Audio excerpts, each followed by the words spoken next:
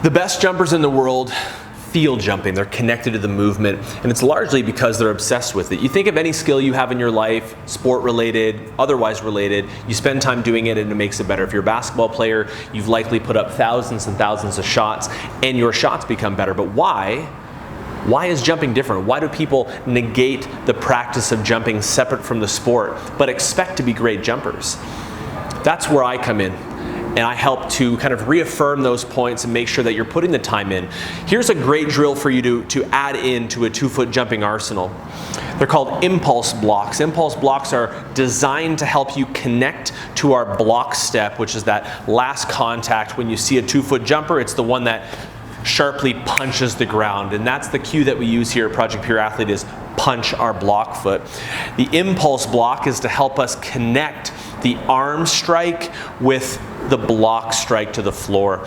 So what we're going to do is kind of start in a slightly smaller, turn sideways so you can see me here. We start in a slightly smaller penultimate stride versus a really large one that we use for our jabs. We have to visualize the fact that our body is starting to cycle that block through. So we shorten the block slightly. We're nice and tall because we know conclusively that that tall torso is incredibly important to producing peak vertical jump.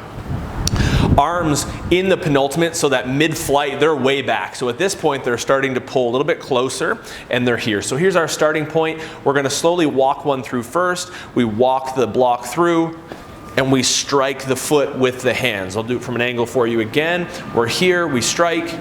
And what will happen is, when we synchronize those movements, again, don't be alarmed if the first few times you do this it feels awkward. It happens, it's part of it. But we're practicing in order to refine this pattern. We're here, our arms are back, they're not fully extended, and they come through, we make contact, and we create that little impulse. So impulse blocks are a great tool. I recommend playing around with sets of no more than about 6 to 8. You can throw them into the end of a workout. If you want, I mean, you could dive into large sets of these, but keep in mind, it's about quality of movement, not quantity of movement. We want to make sure we're connected to these patterns, because what you'll find is that after 6, 8, 10 of these, that we lose focus on what this is for, which is really that connection piece, that intuition, and that feel, and we strike. This is also a great drill to do prior to jumping. A lot of times what I would do is, before a jump test or before going for a dunk, I would just work that foot through and time that with my arms so that I felt like I had a very good connection to my body, to the movement. There's more to jumping than just becoming stronger and more powerful. Keep on your quest to do that. That's incredibly important. But understanding that position creates advantage. That's the movement here in Project Pure Athlete.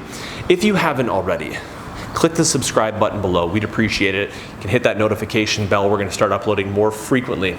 But I appreciate your support, and we'll see you in the next one.